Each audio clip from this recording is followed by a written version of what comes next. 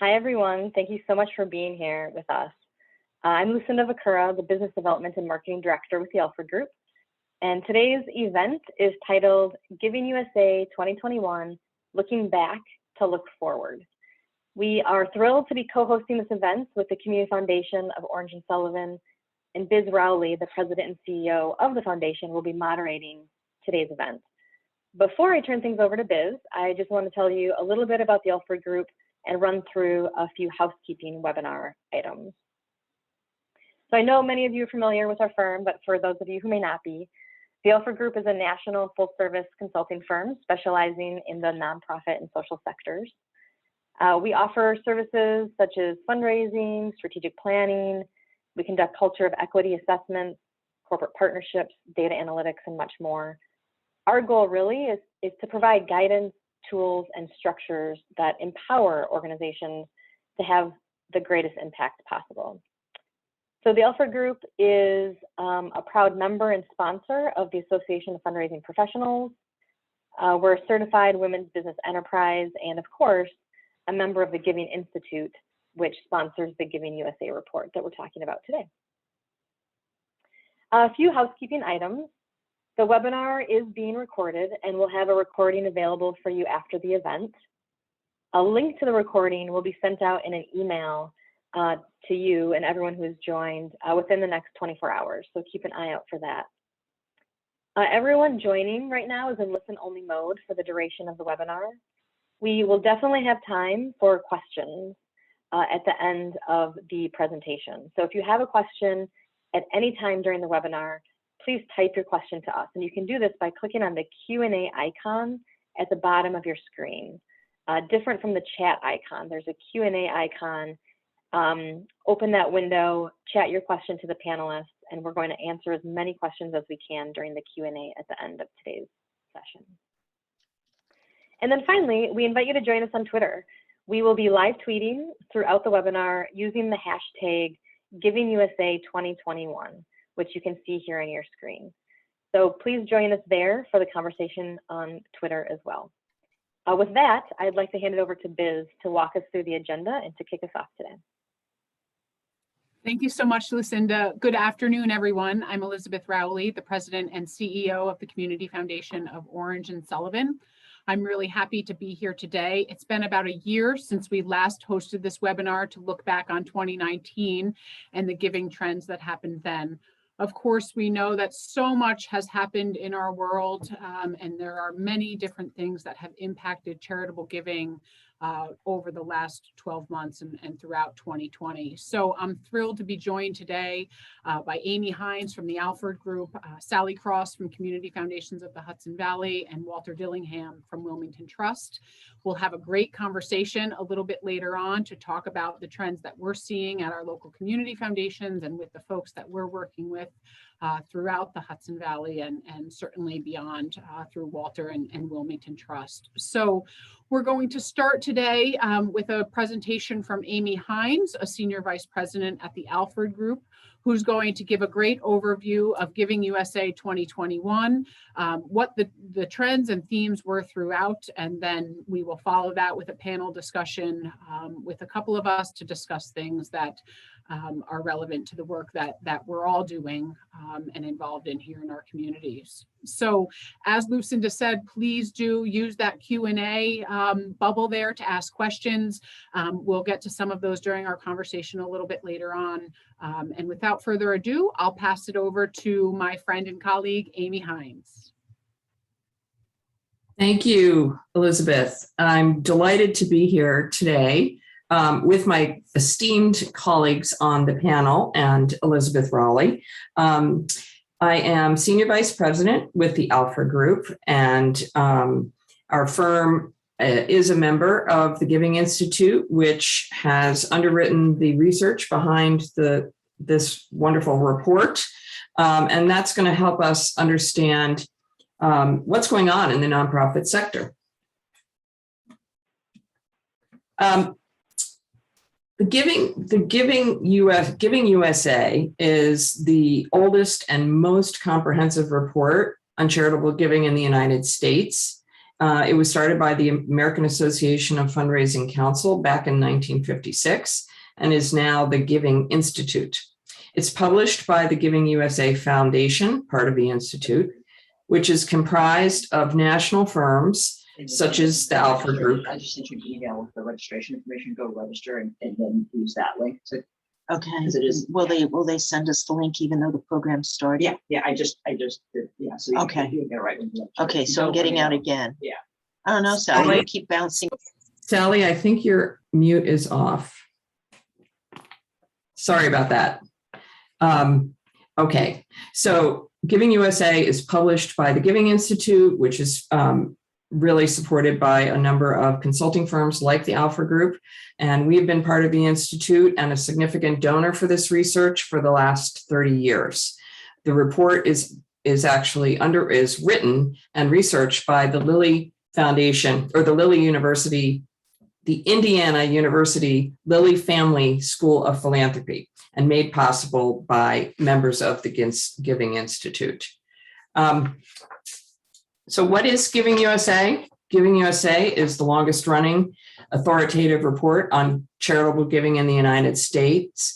It's a big data project with 128 million households, 600,000 nonprofits, 80,000 US foundations, and businesses of all sizes go into their analytics to understand the estimates that they make. And many of you are probably aware when they finalize the actual data that comes in is about 2 years after the year in which the data is created. So we always get an adjustment, but it's usually pretty close. They're remarkably good at that. So the big news, charitable giving reached an all-time high. This is pretty remarkable. $471.44 billion in charitable giving in the United States was reached in 2020. This is a 5.1% increase in current dollars, and adjusted for inflation, a 3.8% increase. The dollars were given to 1.37 million nonprofit organizations. And that number of nonprofits also grew over 2019 by 2.9%, almost 3%. So the 5.1% increase reflects flat or positive growth in giving to seven of the nine major recipient subsectors that we're going to look at in a few minutes in inflation adjusted dollars. And the interesting thing about that is over the last number of years since 1980, the annual rate of change in giving is usually 5.8%. On average, it's been 5.8. So the fact that it's 5.1 is actually a little less growth than has been occurring since 1980 on average. Adjusted for inflation, total charitable giving has declined only 9 times since 1980, and the average annualized rate of change in total giving in inflation-adjusted dollars is 2.9%, making the inflation-adjusted rate of change actually higher than average between last year and this year. So what are some of our trends in giving? The increase represented by the $471.44 billion this year is an increase of $22.8 billion in current dollars over 2019. Since 1981, down here, total giving in current dollars grew the most in the 10-year period between 1991 and 2000. Where are we? 1991 and 2000. The slowest 10-year period of growth for the total current dollar giving was 2001 to 2010. So in this period here.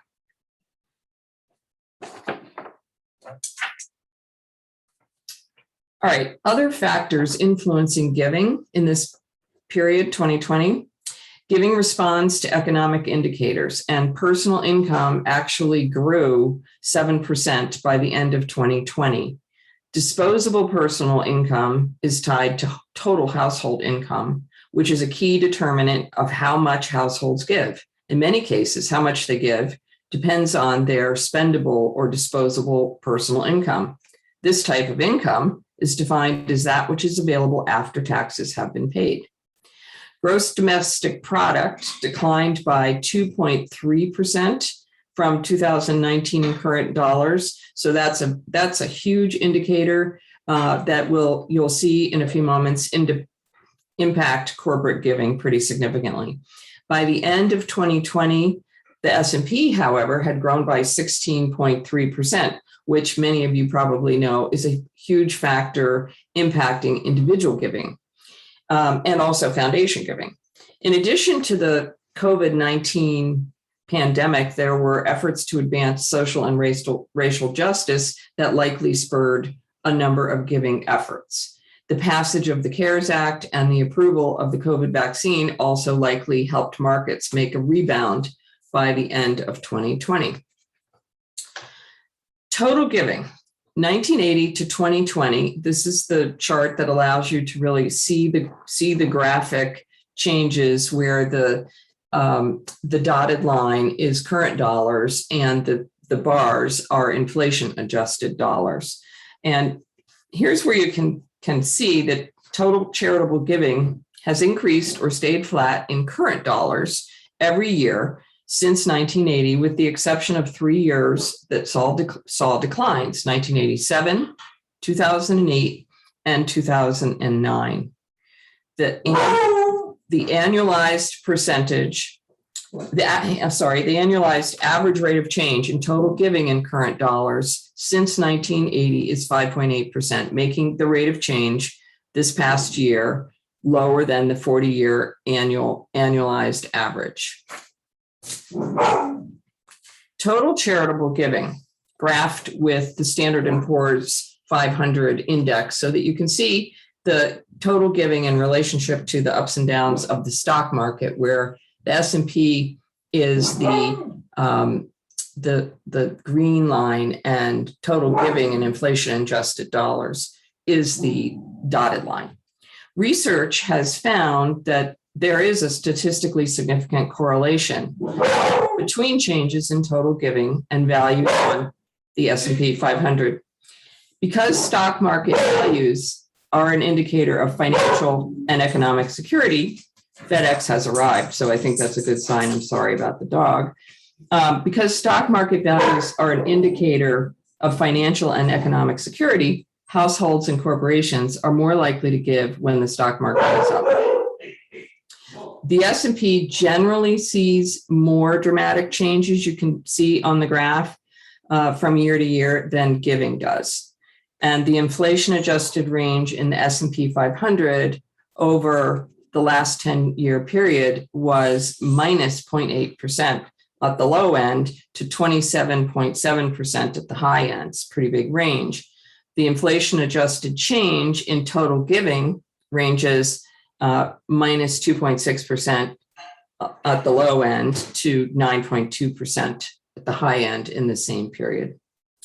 The S&P grew almost 15% in inflation adjusted dollars between 2019 and 2020, and in current dollars, 16.3%. These are really big numbers.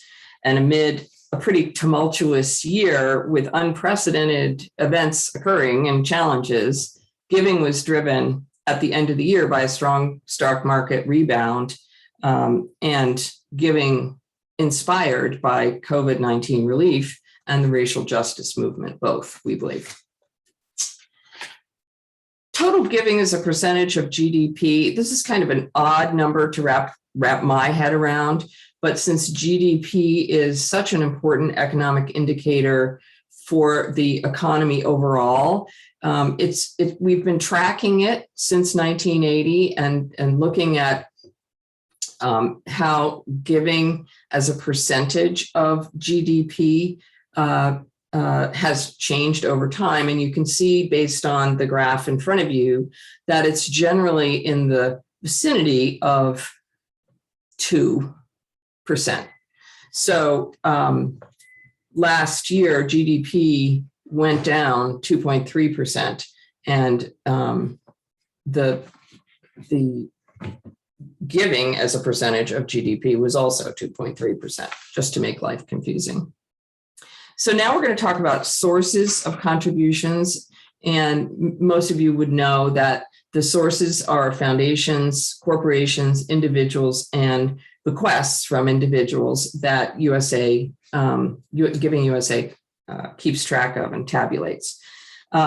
So giving comprised by individuals, so let's go over to the largest part of this circular graph, was 324 billion out of that 471 billion, representing 69% of total giving. Giving by foundations, which includes so foundations is over here, which includes grants made by independent, community, and operating foundations, amounted to 19% of all gifts for $88.5 billion. And you need to be aware that a half of this is actually made up of individual family giving through family foundations.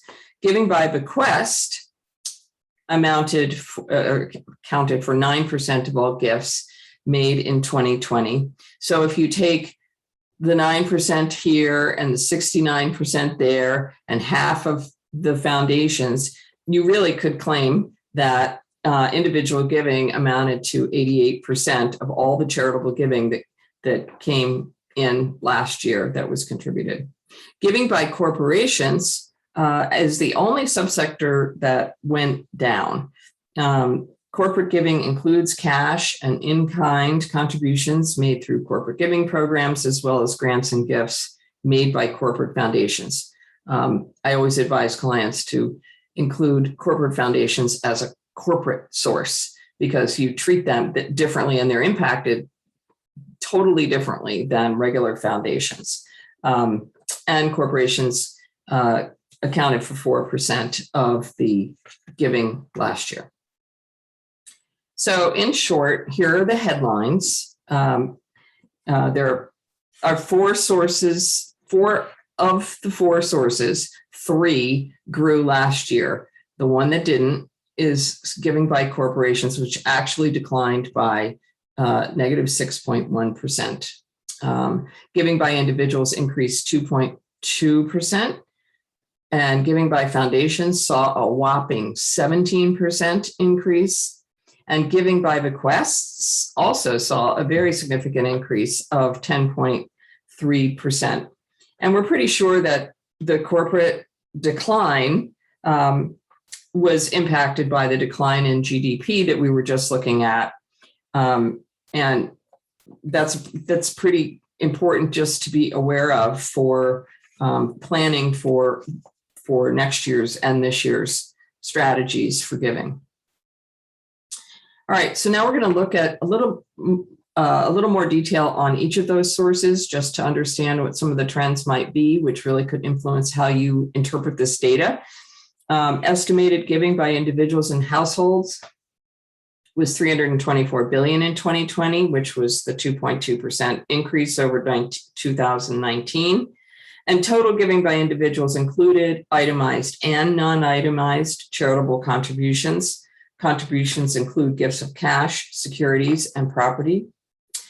And you would likely be aware there were pretty significant mega gifts made this past year. Mega gifts now are counted as gifts of $320 million and above in the Giving USA calculations. They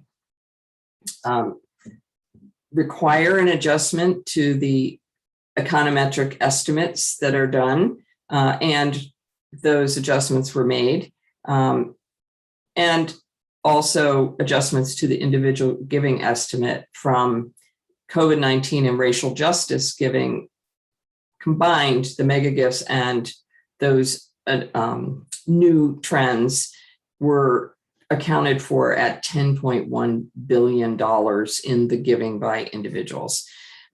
Giving, interestingly, we always tout individual giving because it's the greatest dollar amount, but giving by individuals has actually declined considerably as a percentage of total giving over the last 40 years.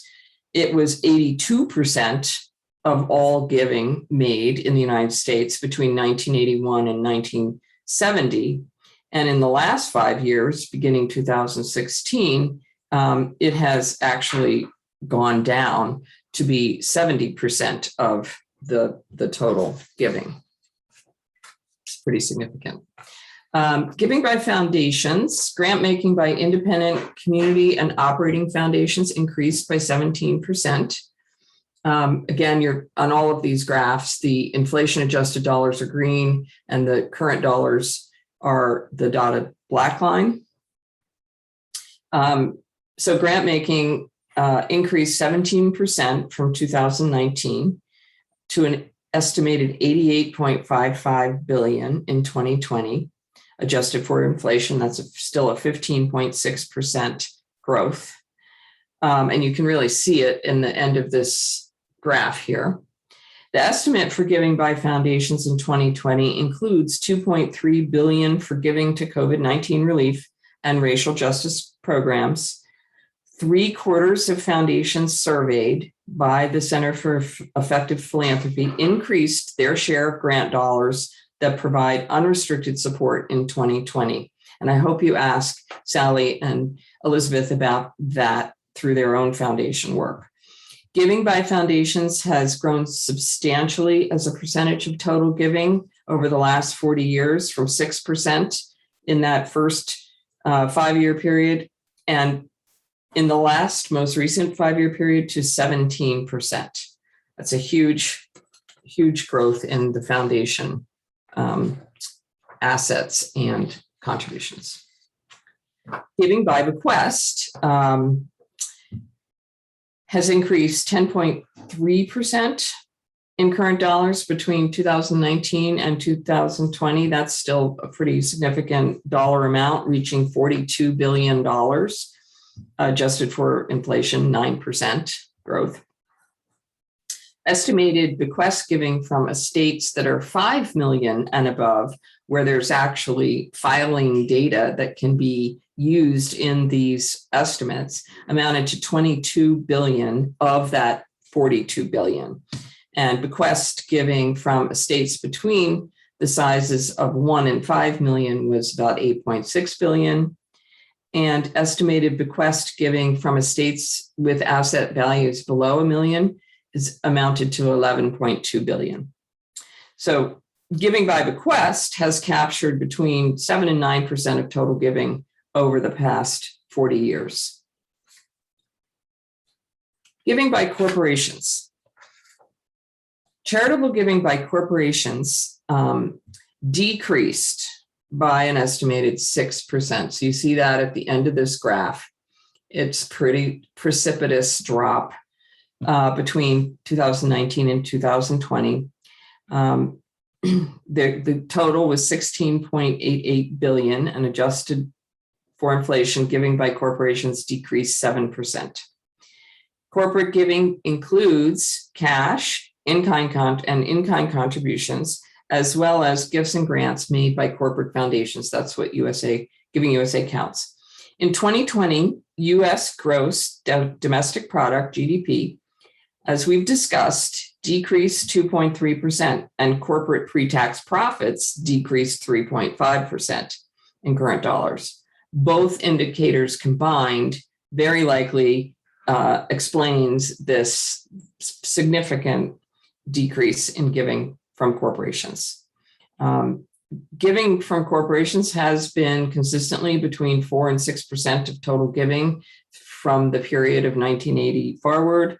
And giving by corporations reached its lowest share of total giving in the last 5-year period, beginning 2016, which was actually only 4% of total giving from corporations. Years ago, I always talked about it as 5%. Corporations do 5%. Many board members are confused about the fact that corporations don't give more. They assume they do, they don't.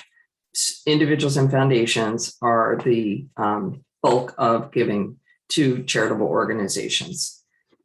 Now, okay, who received the funds in 2019, in 2020? So starting with the largest chunk of this graph, religion. Religion received 28% of the total giving, $131 billion. And then you can see education received the next most at 15%, $71 billion. And human services received 14%, $65 billion. Gifts to grant-making foundations, which includes independent, community, and operating foundations, comprised the fourth largest share of charitable giving last year, amounting to 12% or $58 billion. The fifth largest share is this category, public society benefit, at $48 billion. Now, this is a really interesting one in this particular period, because this includes organizations ranging from donor-advised funds, United Ways, and all the advocacy organizations, some of which were actually created, but others existed, for example, to promote racial justice. And immigrant aid organizations are in this mix too. So it's a pretty varied group of organizations, and it's a really important one for us to be watching. And health, which received the sixth largest amount last year, really saw a decrease. Interestingly, that is one of the few that did between 2019 and 2020. International affairs saw a 5% increase at $25 billion. And arts and cultures took a hit. They received the eighth largest portion of charitable dollars in 2020 at 4% of total giving. And that's actually a decrease, hold your breath, of 7.5% over the previous year. It's pretty tough stuff.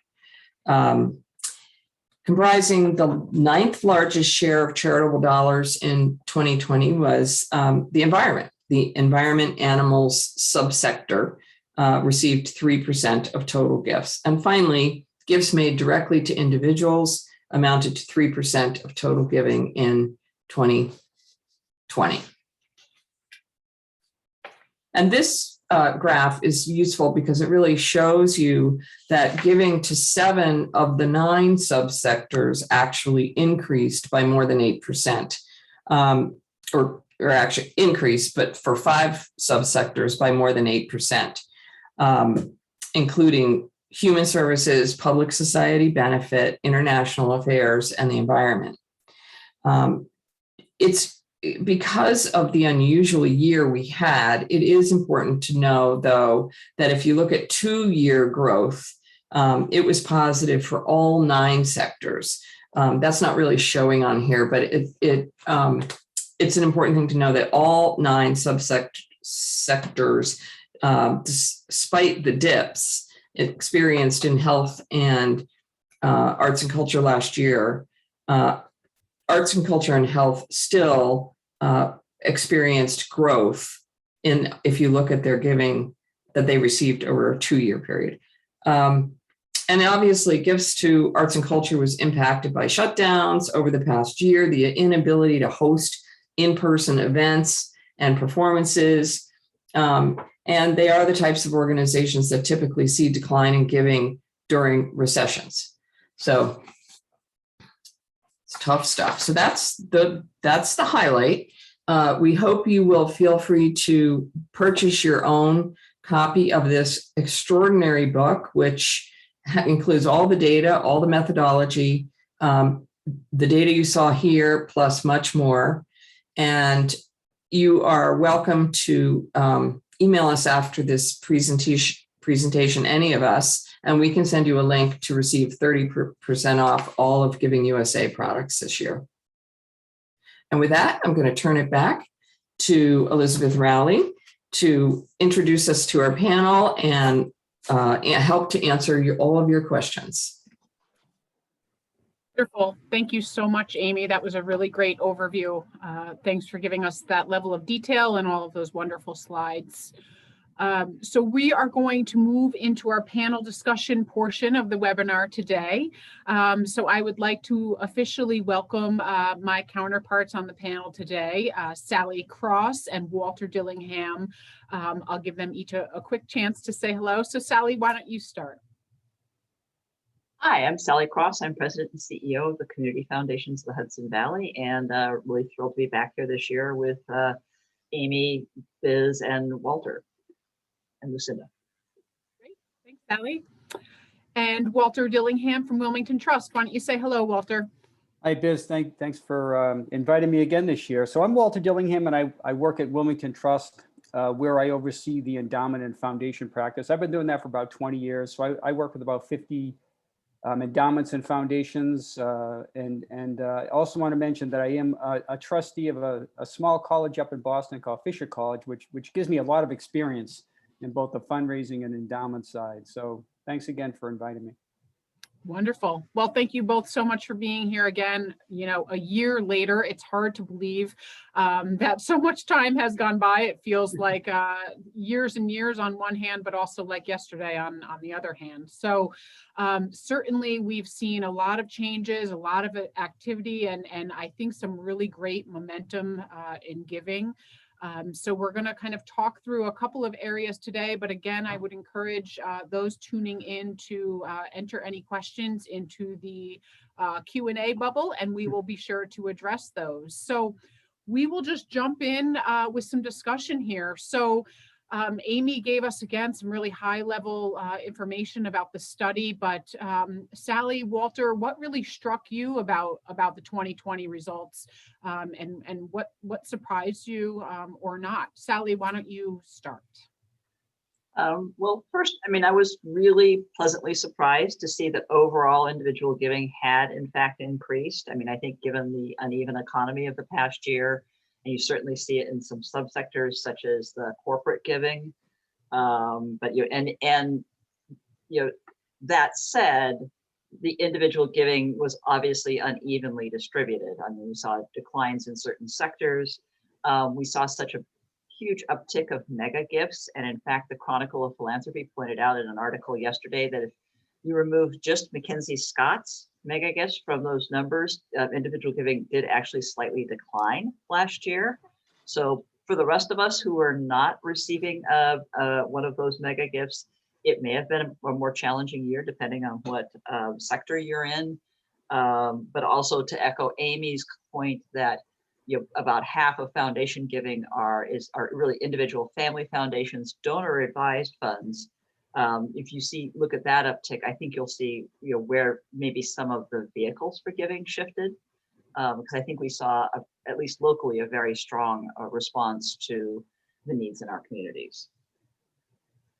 Absolutely. I'll agree that we saw that certainly here at our community foundation, just an uptick in interest in establishing donor advised and other types of funds for more strategic giving, I'll say overall. Walter, how about you? What surprised you about those 2020? Well, it surprises me that I'm still in my attic in Queens with my 2 cats, but I have been going to work, so that's the good news. To be honest with you, I was also very surprised. I mean, during the year, I was telling people, 5 to 10% decline from last year. And what I was doing, I was looking at the prior recessions. Like when we had the Great Recession in 2008, giving was down 15, 16% over those 2 years. This was one of the most difficult years of everyone's lives. I mean, whoever thought a pandemic would shut down the world in our country? It's just amazing. But like you said, and what Amy said before, the stock market came back so fast. It was a V shape. We were telling our clients, stay with your allocations when it was down 30%. But then a few months later, it was like positive, and it ended up 16% for the year. And so, a number of families, well-off families, still had very solid gains for the year. So philanthropy still survived. And as we know, it's top-heavy giving. So a lot of wealthy families make that happen. I also think the media had a great impact on it because we were all home and we were watching TV, watching the internet. listening to the radio, and I think it was in our backyard. It affected everyone in the country. So everyone wanted to give. Everyone wanted to give back to that, and also to the social justice movement. So not just COVID. I think we have to be careful when we look at the numbers, because I do believe it's going to be a tale of two cities. There are many smaller nonprofits that probably were hurt much more. You know, they didn't pivot quickly to do the Zoom. They just didn't have the infrastructure yet. So, and then some arts and culture organizations that I work with, they're still in survival mode. So even though the numbers are great, I think it really, there are some haves and have-nots that, unfortunately, I mean, I guess the good news is that we're pivoting now, and hopefully they can, get back on track. Absolutely. Yeah, I think I agree with you, Walter. There's definitely a great divide. And I think a lot of organizations have successfully pivoted and been able to adapt without fundraising events and the other things that we might have been more accustomed to in terms of fundraising. So that kind of leads into our next discussion point, which is really around, what we're hearing at our area community foundations and from your clients, Walter, just about, what folks are thinking about for the future, how their plans may be evolving, and as that really relates to charitable giving. I'll just say quickly that we here at our community foundation, and Sally and I have talked a little bit about this, that we're feeling like more and more folks are really looking to the future, thinking about how to use charitable giving as a strategy, both currently with tax planning, but certainly long-term with some of their estate planning and putting those planned gifts in place. So not just that, but also in terms of interests and inclinations to giving. Sally, why don't you start again? Just tell us a little bit about what you're seeing. Sure. I would echo what you just said, that we saw a real uptick in estate planning, and obviously, not surprisingly, when people contact the community foundations, either Elizabeth or ours, about their planned giving, it's because they're focused on the local community. And I think the other thing we saw was, a huge outpouring of generosity and people really looking at the needs in their backyards, in their community, and for those who are able, stepping up and responding in a very generous and thoughtful and impactful ways. So whether that was through their legacy planning, through establishing or granting from a donor advised fund, or giving directly. We also saw increased collaboration among the funders. I mean, Community Foundation of Oregon and Sullivan, we always collaborate regularly, but we were joined in an effort by some of the other local private family foundations just to share information, supporting both of our COVID relief funds. So really stepping up at collaboration and support. And we, as the numbers show, consistently hear from some of our donors, especially concerns about these smaller organizations, about organizations like the arts, especially the performing and museums that have really been shut down for such a long period of time, and how they can help them come through on the other side. So.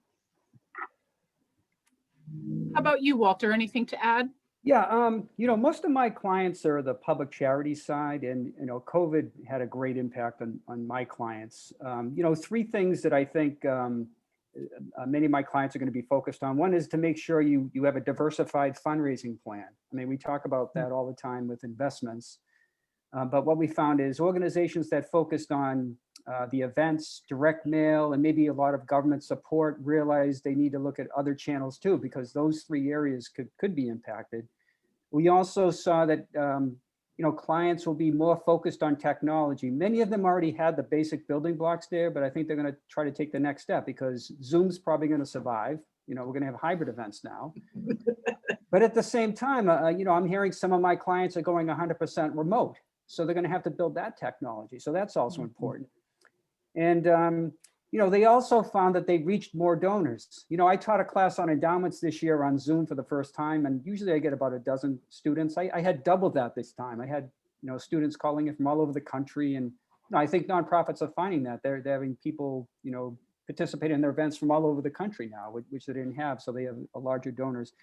And then I think planned giving will continue to be, as Sally mentioned, an important area. Initially, we were all thinking, hey, don't even bring that up back in March, right? Oh boy, if you bring that up, March of 2020, you were viewed as not being sensitive, but we found that, a lot of donors wanted to take a look at their estate plans. In fact, I just got a letter from a medical school yesterday, saying they want to talk to me about my bequest, intentions. So, that's become, a popular area. I actually had 2 clients that did really well last year with their returns, and they're making 2 special investments in their organizations. So what they're doing is they're going beyond the 5%. They're actually going to spend, maybe an extra 20% for some special projects for the organization. So I haven't seen that before, but they did well, and they want to, reinvest in some areas now, and they have the funds. So I thought that was very interesting, and I'm going to continue to monitor that. That's great. Thanks, Walter. I did want to discuss also while we're together today, just foundations in general. I know that there has certainly been a lot of movement and encouragement in the foundation field to reduce some restrictions around grant making and reporting. And, certainly that trend Amy mentioned earlier in terms of general operating support. So, certainly here at our community foundation, we're always taking a look at how we can pivot our grants to be most impactful for our nonprofits without creating, a whole bunch of work. But Sally, I know that you've made some changes at your community foundation. You want to speak about that as well? Sure. We pivoted our community grants program last year as part of our COVID response to both increase the amount that we granted, because we did have a generous outpouring of support from donors, as well as I have to put in a plug for, we had to cancel our annual fundraising event, but our corporate sponsors stepped up and pitched into this fund, as well as private foundations. And we, of course, as an endowed foundation, also took some money out of our endowment to contribute. So we went to general operating support grants. And while this year's round of grants will be a bit smaller, we are continuing to offer the opportunity for organizations to apply for just general operating support. It's like, we're going to judge, not that you put together the most complex budget, but are you doing good work? Are you serving the community? Are you a well-run organization? Then we trust you to use the money where it's going to have the most impact. I think that's a really important shift for us, and one that I like the fact that we're keeping going. Wonderful.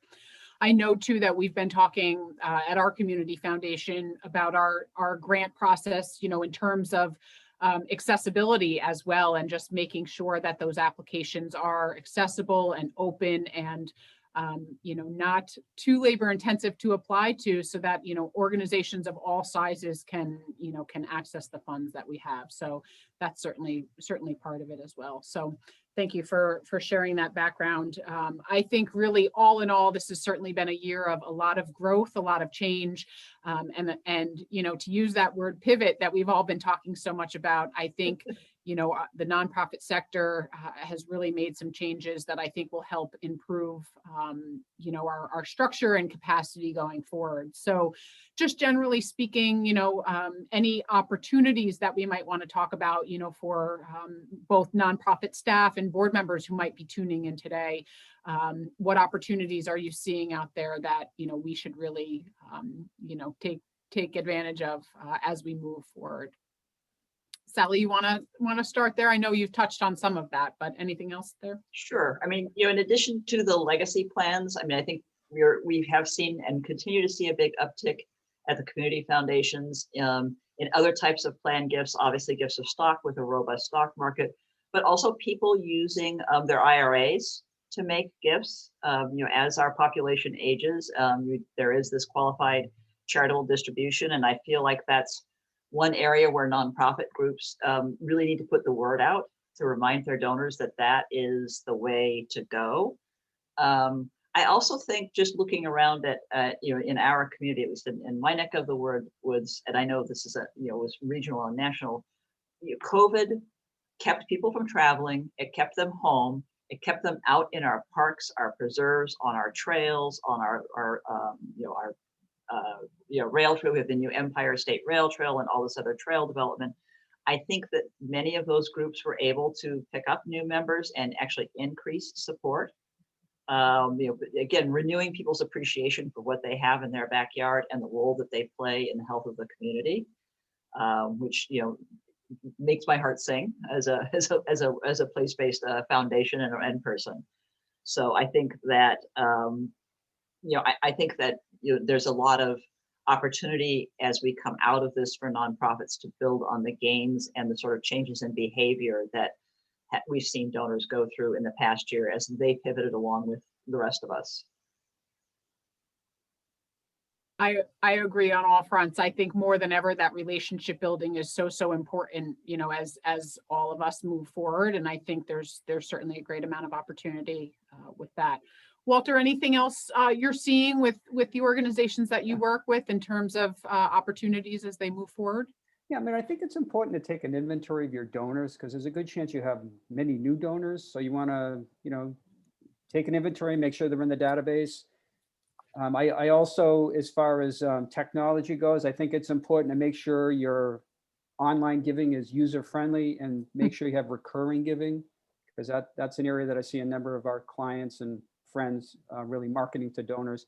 And then finally, I think it's important to build the benefits of a legacy society. You might have some additional planned giving donors right now. So it's good to have a legacy society, but also make sure you have benefits. Like, what's the benefit of being in the legacy society? Because that's an important part of it, not just to have it, but to actually offer some value add. Terrific. Thank you. Welcome. So we're going to talk for just a moment about donor advised funds. As we saw in the slides earlier, certainly a big uptick in gifts to donor advised and community foundations and private foundations.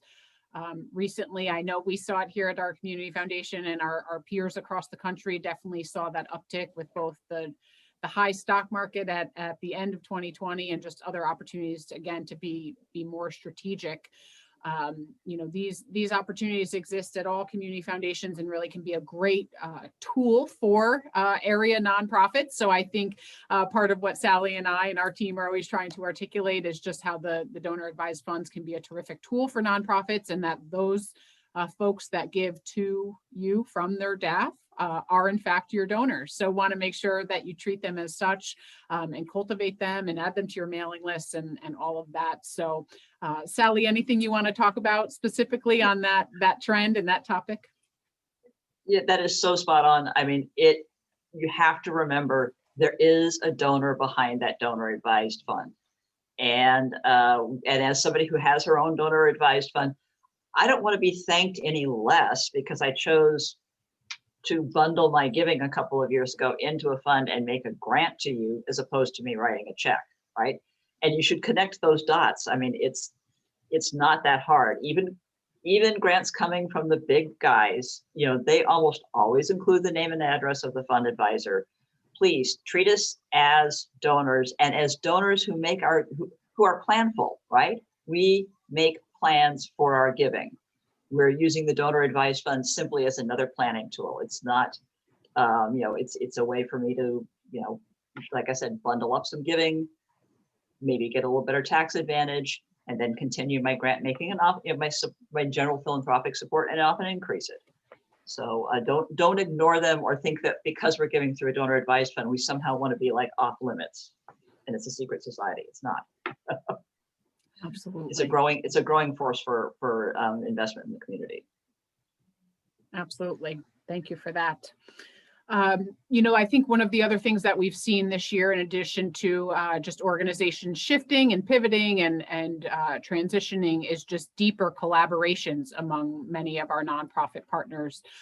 As Sally mentioned, here in the Hudson Valley, there was a great collaboration among quite a few foundations, community, private foundations here locally to come together to support recovery initiatives, partnering with New York Council on Nonprofits for technical assistance there.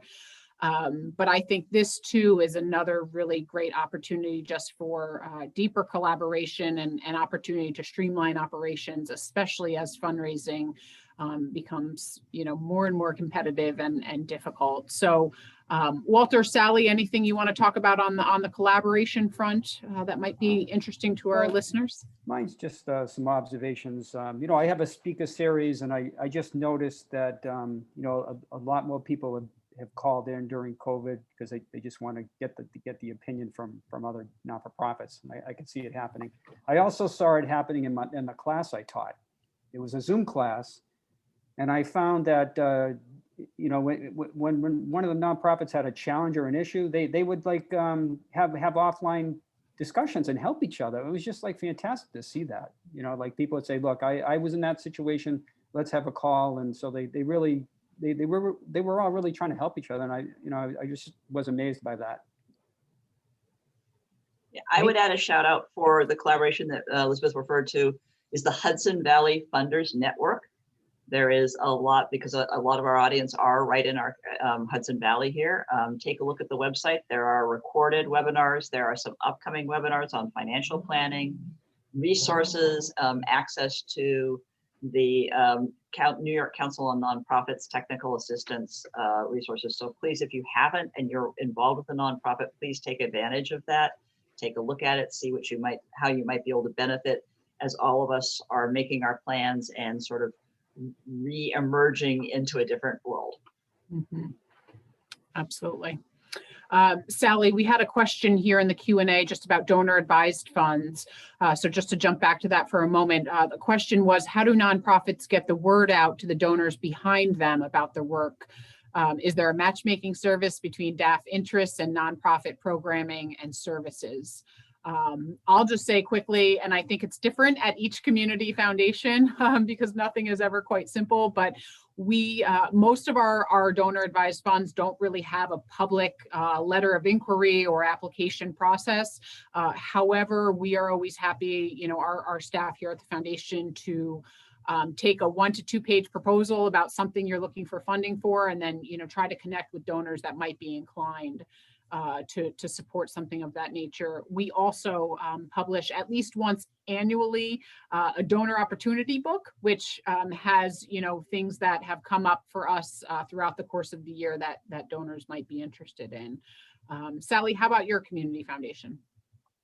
Similar, and the other thing I always tell organizations is first look in your database, take a good look at where you've gotten gifts and what donor advised funds you've received gifts from before. The chances are they were somebody who was already in your database. And if they're not, add them, consider them a donor. The other thing I say is take a look at we always list the donor advised funds in our annual report. Most of our donor advised funds are not anonymous fund this or obscure name that. Most of them are the person's last name. And most of the time you can look at the list and go, oh, Joan Smith, that's the Smith fund. I bet that's the same Smith in my database. All right, Smith may be a little harder to match, but I mean, that's what I'm saying, that in fact, you have more donors with donor advised funds than you probably know. The chances are, no matter what size you are, and you have probably had people who've given from both pockets effectively. So be sure and put those two pieces together and understand that there's a larger pot of money than you might be thinking behind the $100 check you got from somebody every year, and get those out. So that's two vehicles I would suggest. We will take brief proposals, but for the most part, and it's not uncommon for our donor advised fund advisors to periodically contact us and say, look, I'm looking to do something for someone who is doing X or who's doing great work with children in this community or after school. So, and we will make broad recommendations and point them in that direction. So it is a bit of a two-way street, but I think the first place you should start is your own database, and depending on where you are, maybe a glance at our annual report.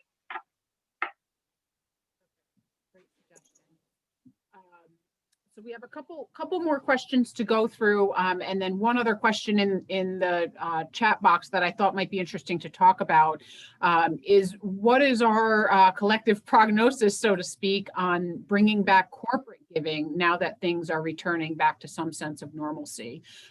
Amy discussed that decline in corporate giving. I would suspect a lot of that is due to just the lack of events, because I know that much of the corporate giving is tied into sponsorships and that kind of thing. But any thoughts on that front, Walter or Sally? Yeah, I mean, I work for a corporation. We, I mean, every company is different. We actually kept the level the same, even if there wasn't an event, and we were very, focused on, maintaining and hopefully building.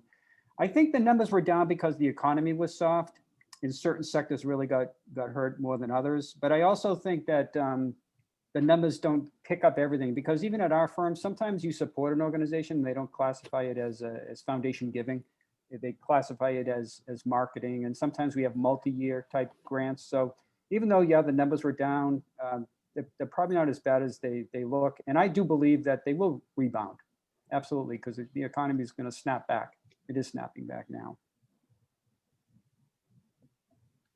And yeah, the only thing I would add is that I did hear from one corporation, one person whose corporation is a generous sponsor of events in the area, that they have, they've had organizations in their sponsorship budget, and those that shut down their events and didn't ask for sponsorships, most of them didn't just send checks, right? So there were some missed opportunities there. Right. So I would kind of redouble your efforts to get back in that budget if you've had a regular history of sponsorship from organizations. I will say, obviously there were some exceptions. I mean, somebody whose business was completely shut down was not going to be able to step up and be a sponsor last year. Right. But there were others that were able to step up and do even more because they realized the magnitude of the challenges that we are facing. I also think back to the relationship building piece, that there's an opportunity for nonprofit staff to really communicate with our corporations about how programs continue to move forward and the mission continues to keep moving forward without the gala, without the 5K. So I also imagine that there will be a little bit of a shift towards more of like a grant making, program support sort of strategy and philosophy for many corporations, as opposed to what was once the event sponsorships and kind of that more traditional corporate giving. So I would also urge nonprofits to think about how else you could craft a case for support to our corporate supporters. So we touched on Mckenzie Scott a little bit earlier. Obviously, this was huge news in the world of philanthropy.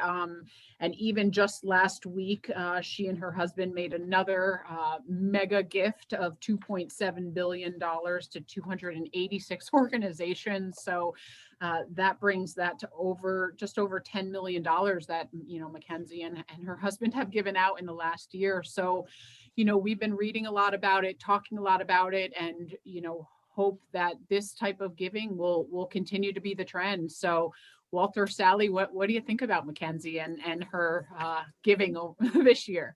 I mean, I just my experience with it is that I actually had the chance to be speaking with a not-for-profit down in the Maryland marketplace, and they actually got a significant gift from Mckenzie Scott. So I learned a lot because I wasn't really following it that closely. But the thing that impressed me a lot, and I think it's a great thing for our listeners here to think about, is that this organization didn't just take that large grant and just spend it immediately, even though they needed it.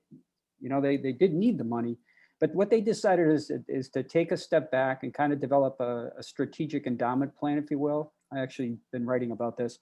And they decided to spend, maybe 30% gets spent immediately on programs, but they're going to put the rest in sort of like a quasi endowment, and then think how they can use it down the road and actually try to grow it. So I thought they were very reflective and careful not to just spend it right away, but to really think about having a quasi endowment for the future. They didn't really have one, and this is like a lifesaver for them.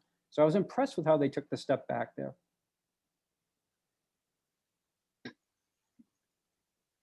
That's Alter. That is a great approach, and I would add that as the intergenerational transfer of wealth, which we've been talking about for years, which is really happening upon us on a smaller scale, we saw in the last year, we continue to see, very modest organizations in our area get with these over the transom generous bequests from donors who may not have been on their radar as major donors. And it does create an enormous opportunity. You don't have to get a gift from a Mckenzie Scott. If you suddenly are notified that you've gotten a $100,000 bequest, think about how you can strategically, as Walter said, design a plan to help support you now, but also support you into the future. And certainly,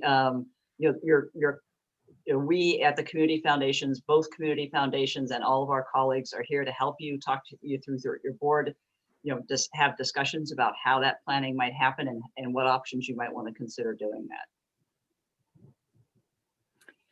Yeah, I've been reading, about how some of these organizations, it was such a surprise that then they're, figuring out really how to use the money effectively and how to create potentially new programs. But certainly there's a lot of different ways to look at it. But it's been definitely been an interesting story to follow, and I think a lot to learn from, just the outlook on, again, being a little more open-minded in terms of giving, and without all the stringent, reporting requirements and application process as well. So we shall see what happens and how it might inspire others to give down the road. So again, feel free to put any final questions in the Q&A bubble as we wrap up our discussion today. But one other thing, certainly, as we've talked a lot about, and I know many who are tuning in today really talking about racial and social justice issues in our community, how our nonprofits are really responding, and how we can all do a better job of tackling these issues. So, one thing I know that we're working on here at our foundation is, just continued engagement with folks in our community, both staff, board, volunteers, donors. So any thoughts there, Walter or Sally, for those who might be listening on that front, how to deepen engagement and continue to, move forward on the racial and social justice front? I just have a few observations, and then I'm sure Sally has some too. One is I did see some of the numbers that there was such significant growth as far as donations in this sector. I think CCS said 14 billion through 2020 and mid 2021 went into social justice type philanthropies, which was 9 times which was I think 4 times the prior 9 years or something. It was an incredible number. I think it remains a key area for many donors. I think nonprofits that are in that sector have to, since there are many smaller ones, they have to really think about their communication. I noticed that Candid, which used to be called GuideStar, as well as Charity Navigator, just had some stories on like different social justice not-for-profits. One of them listed the different categories. So I think it's important to really build your brand, because there are just so many, and you got to get your name out. And I did receive a letter today from the ACLU. Obviously they have a great name, so they're going to, be very successful. So you really have to, find a way to promote yourself and build a brand. And then the other thing I would say is it's still very important for not-for-profits to have a diverse board and a diverse leadership team, because, you want to, build your marketing channels, and you need to start there. That's a really important starting place. Thanks, Walter. How about you, Sally? Certainly an area of where we saw, we've had a lot of discussions at the board and committee and staff level, and a lot of investigation and work that we're doing. We too saw a big growth in these, people making grants and supporting these, what I call the sort of social service, not the civil society sector of broadly speaking. There was a lot of challenging. A lot of community challenges were really surfaced in a very hard to ignore way in the past year. And so I hope that attention to and support from and conversations about how to address these issues doesn't go away as we reopen. The problems have not been solved by that 4 times increase in support in giving. It is an ongoing conversation. It is an ongoing need. And I really look to seeing that this will be continued investment and investigation. Elizabeth, I just would like to interject a comment on that topic. Another strategy that we have developed at the Alford Group is to really look at your donors and get to know your donors. Most nonprofits that we work with don't know which of their donors may be of color. They don't know. And so it's an indication of an opportunity to really find out who already supports you. And we've actually been partnering with Donor Search on developing tools to actually screen a database to help you figure out where your donors of color may be. How else are you going to find out what they care about if you don't approach them and get to know them and find out if they are board material, if they are major donor prospects. If they have a network of people that might become an important connection for your organization. So it's just one more strand of an approach that you might want to consider as you make a commitment to becoming more diverse, inclusive, and equitable as an organization. That's a great point, Amy. Thank you. I just took a note on that myself, so thank you. So we've covered a lot of ground in the past several minutes, and I think we're getting close to wrapping up here. But as we move forward, really, Sally and Walter, I'll just look to each of you for some final comments, and I think maybe any recommendations for what those tuning in today should really keep top of mind as we move through, you know, the next chapter, both short and long term, maybe through the summer and then, you know, through the next 12 months or so. Right, I can say a few words. So just three sort of final comments I want to make. One is, it's really important to stay up on your financial budgeting at the not-for-profit level, because you know, a lot of not-for-profits benefited from the CARES Act funds, but they're over. You know, they're going to end, and so you know, you have to realize that as you look at your budget, you can't always expect that money. I mean, I work with a nonprofit now that's really confident because they have some more money coming in, but they also have some demographic issues down the road that they're going to have to deal with. And so they might be in a deficit again. So they have to, you know, remember that money's not there forever. It's going to go away. And also the surge in certain sectors of philanthropy may not be there again this year. You know, like we work with some food banks, and that might not happen next year because the economy could be in a much better place. It might change a little. So you're not going to get the doubling of your donors and the doubling of your philanthropy. Also, technology is key. I've read a few articles that talk about the digital giving officer. I just had twins graduate from college, and they're here at the house hanging out. Maybe I should put a little FYI on their doors about this new role, digital giving officer. And then finally, you know, the comment I made before about being thoughtful, and Sally and I both agree on this, you know, if you're getting this funds that you never thought of through a bequest or through Mckenzie Scott, it's a great way to take a step back and really build a thoughtful endowment program. It could be, you know, a quasi endowment. I wrote an article on the benefits of a strategic endowment plan, and I firmly believe it. It's not going to just be investment performance. It's going to also be the fundraising that helps get there. So those are just some follow-up comments. Great. How about you, Sally? Great comment. I would add, if you are one of the organizations, and I heard of quite a few last year, who actually canceled a big event, a gala, you know, what have you, and ended up raising more money from your previous donors and supporters than you ever had before, and I can cite, I know a number of examples. Take some time to really think about your strategy. Are you going to lose that contact that deeper connection that you made with those individuals just because you're a tiny nonprofit by going back to the old gala gathering? You know, maybe it's a different format. You know, people do like, as we come out of this, they are enjoying getting together, but rethink your strategy so that you don't lose that piece and that connection. I mean, if you were able to make that big leap into just being that important of a person's part of a person's life, that they're stepping up in an even larger way, build on that. Think again about what it takes, and we've all done them. We all know just how much work it is to pull off a big event, and you don't have a lot of one-to-one personal time with your donors as a result while you're doing that. So really sort of it is a chance to reset and rethink a lot of things. Absolutely. I was going to say, I agree with everything you both said. And the last thing I'll say, which I think I said last year also, is, you know, don't shy away from picking up the phone and reaching out to people.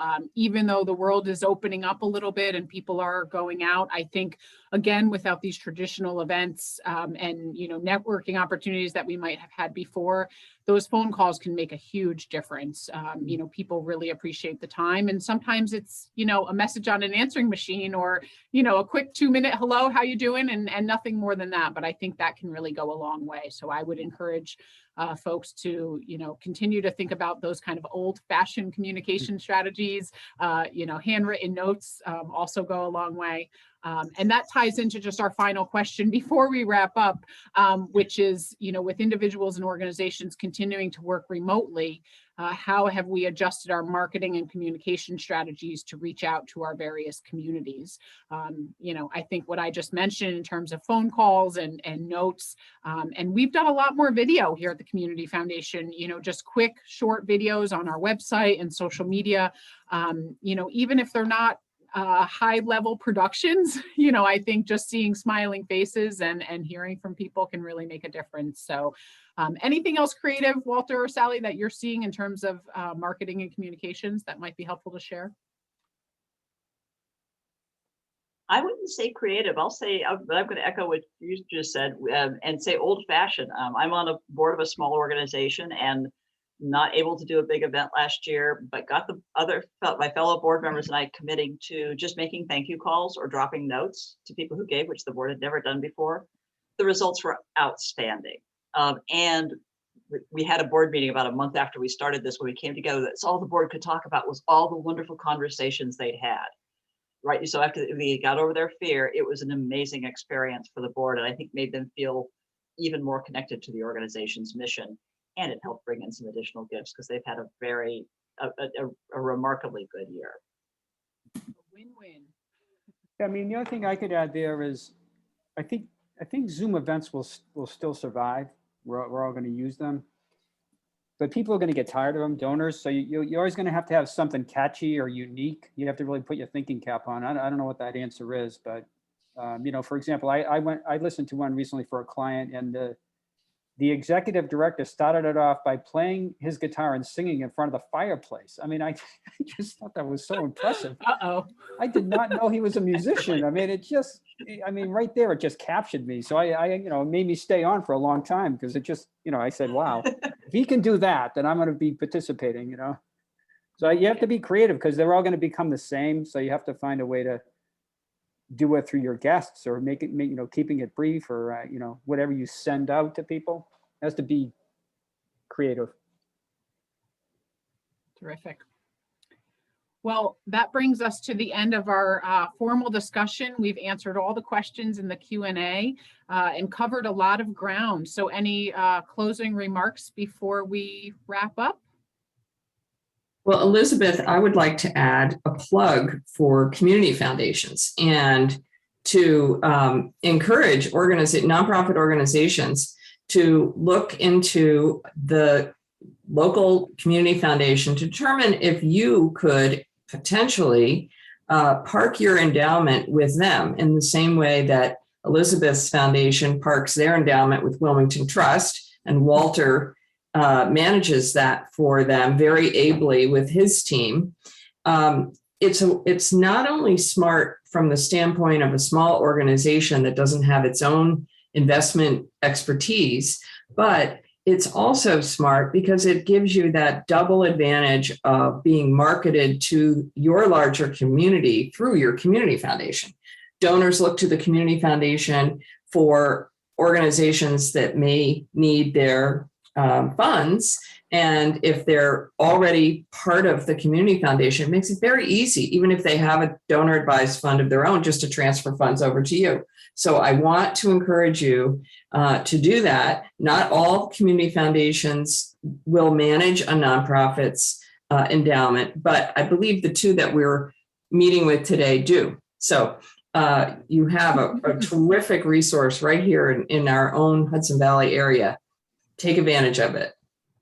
Thank you, Amy. Thank you very much for that.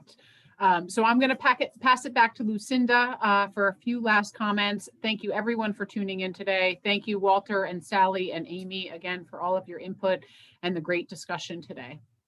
You're welcome. Yes, and I echo that. Thank you all for a very informative and insightful conversation. This last year has just been a whirlwind, and we've all been through so much, but it is encouraging and promising to know that philanthropy is resilient as we all move forward. So thank you all. Just a few wrap-up items. I want to remind everyone that you are able to access the Giving USA reports in full with a 30% discount. Just send any one of us an email and we would be happy to share that unique link with you to get a 30% off. And if you don't have one of our personal emails, feel free to send an email to info@alford.com and we'll send that to you as well. This has been recorded, so we will send out the recording later today. You'll receive an email from us with the recording and a link to where that is housed on our website. If we didn't have a chance to answer your question, or if you have more questions, please let us know. We would love to continue this conversation. And again, use info@alford.com, send us a note, and we will get back to you as soon as we can. So with that, thank you again. And we are now going to conclude today's session. We hope to keep in touch and hope this is just the beginning of a great conversation. We'll conclude, and I'm going to disconnect here in just a second. So thank you. Have a really great day and take care.